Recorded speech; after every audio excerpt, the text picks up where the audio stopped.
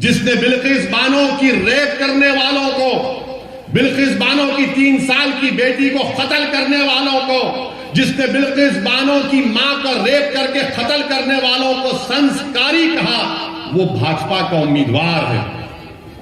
बताइए आप कौन सा इंसाफ आपसे हो रहा है? बताइए आप कौन से जालिम का साथ दिया जा रहा है या मजलूम का साथ दिया जा रहा है? मेरे अजीज दोस्तों और बुजुर्गों, बिल्किस बानो से इंसाफ होना चाहिए। बिल्किस बानो को जिन लोगों ने उसकी इज्जत लूटी, उनकी असली जगह जेल है। उनकी जगह खुली जगह पर गुजरात में नहीं रह सकते वो। और फिर आप देखिए कि मोरबी के ब्रिज गिरने से 150 लोगों की मौत हुई और खेड़िया में गरभा में पत्थर फेंकने के इल्जाम में बच्चों को सरे बाजार लाकर इसी तरह मजमे को खड़ा करके उनको पीटा गया, उनको मारा गया। बताओ भाजपा वालों, बताओ भारत के प्रधानमंत्री, पत्थर फेंकने के इल्जाम में आपने बच्चों को लाकर रोड पर पीटा, जो 150 लोगों को मार दिया, आपकी सरकार उसको अभी तक हाथ नहीं लगाती। ये कौन सा इंसाफ है?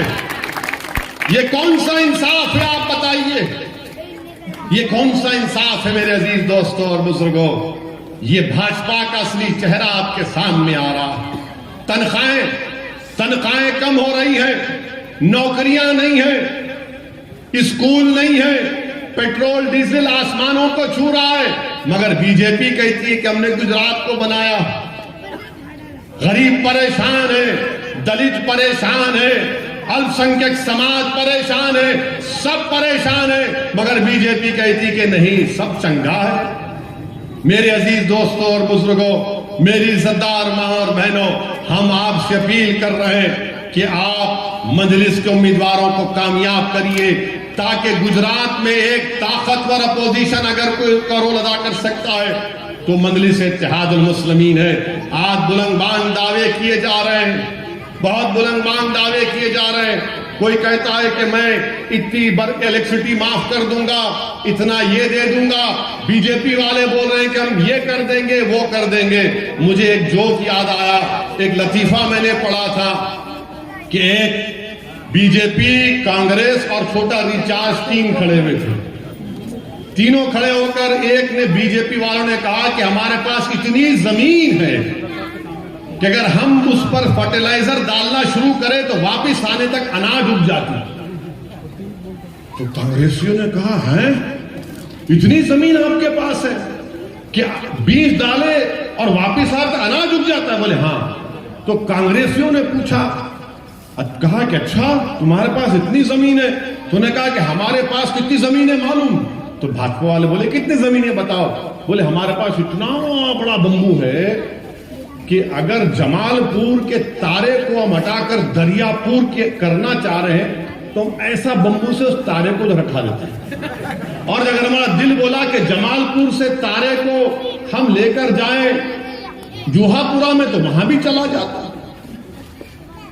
तो बीजेपी वाले परेशान हैं, इतना बड़ा बंबू तेरे पास है। तो आप पार्टी वाले बोले, ओह माने ये बीज डाले तो फसल उग गई। इनके पास इतना बड़ा बंबू है कि जमालपुर से तारे हटाएंगे तो दरियापुर, अगर दिल नहीं लगा तो जुहापुर, या नहीं तो सूरत में पहुंचा देंगे। तो फिर पूछा गया कि भाई ये बंबू तुम कहां रखते, ये बंबू आप कहां रखते? तो आप पार्टी ने कहा कि शायद मेरे घर में रखते होंगे आप। माने ये लोग झूठ पे झूठ बोले जा रहे हैं। मोदी जी ने कहा था यही गुजरात में कि 15 लाख आएंगे, वीडियो आज भी है। ब्लैक का पैसा आएगा भाइयों बहनों, 15 लाख आपके अकाउंट में। 15 पैसे नहीं आए गरीब के अकाउंट में। चाहे पी कर कहा था 15 लाख, फिर कहा था कि 2 करोड़ नौकरियां देंगे, 2 करोड़ नौकरियां नहीं मिले। कहां मिले 2 करोड़ नौकरियां आपको? तो भारत की जनता को और गुजरात की जनता को ये लंबी लंबी छोड़ने वालों की बातों को याद रखना चाहिए, याद रखना चाहिए। देश के प्रधानमंत्री मन की बात में कहा कि कभी कभी जोक मार लेना चाहिए, हंसी मजाक करना चाहिए। तो मैं जमालपुर की जनता के सामने एक जोक बोल रहा हूं, भी भाजपा वाले दिल पे मत लो, गुर्दे पे लो। मोदी जी सऊदी अरब गए, रियाद में मोदी जी ने एक तोप को देखा तो हमारे भारत के प्रधानमंत्री हर चीज को बड़ी गहराई से देखते हैं, ऐसा गोल फिरते उसको यूं देखते। वो फिर शेर से पूछे बहुत बड़ी है, तो उसने कहा बहुत बड़ी है। फिर प्रधानमंत्री ने पूछा कितना दूर फेंकती है। वो शेर भी बड़ा चालाक था, वो जमालपुर आया था, शायद सलीम भाई के घर में कुछ खजूर खाया होगा। उसने कहा वल्लाही तुमसे कम फेंकती। जोक है, दिल पे मत लो, वरना कल बोलेंगे भड़काऊ भाषण दिया, केस बुक करो, क्या करते करो। मैं यहीं रहने वाला हूं, मैं अहमदाबाद को आया हूं तो जाने वाला नहीं हूं। मैं आपको एक बात का वादा कर रहा हूं, मैं इलेक्शन के बाद भी आता रहूंगा। अल्लाह मुझे जब तक जिंदा रखेगा मैं गुजरात की सरजमीन को आता रहूंगा। और अगर आपने मुत्तहिद होकर जनाब साबिर काबुलीवाला को अपने एमएलए बना दिया इंशाअल्लाह, तो महीने में एक मर्तबा मैं आऊंगा, सलीम भाई के घर में बैठेंगे।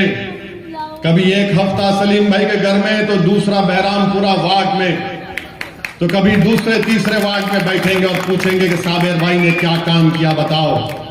मेरे अजीज दोस्तों और बुजुर्गों, ये लड़ाई आपके लिए हम लड़ रहे हैं।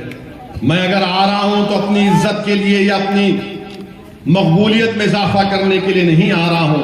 अल्लाह मेरी नीयत का हाल जानने वाला है।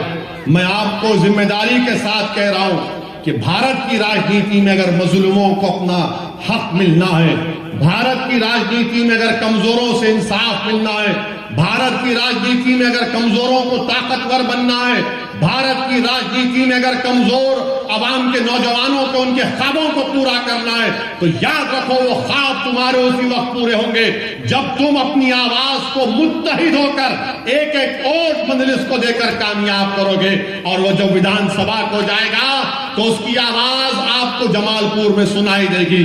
जब साबिर काबुलीवाला गुजरात की विधानसभा में खड़े होकर आपके इंसाफ के लिए लड़ेगा और पुकारेगा, तो आपके दिलों को कानों तक आवाज आएगी, तो आप कहेंगे कि हाँ ओवैसी ने सही कहा था कि हमने ऐसे शख्स को अपने मेले बनाया जो सरकार के सामने खड़े होकर बेखौफ होकर जमालपुर की जनता के इंसाफ के लिए लड़ रहा है। तो मेरी आप तमाम से अपील है, मेरी इज्जतदार माँ और बहनों, 5 तारीख के दिन सुबह अपने घर से निकलिए और पतंग के निशान पर बटन दबाइए। क्या आप तमाम लोग इंशाअल्लाह मजलिस का साथ देंगे? क्या आप तमाम लोग पूरे सुबह निकलकर 100% पोलिंग कराएंगे? क्या 5 लोग की जिम्मेदारी लेंगे वोट कराने के लिए? जरा आवाज कम आ रही है, जरा जोर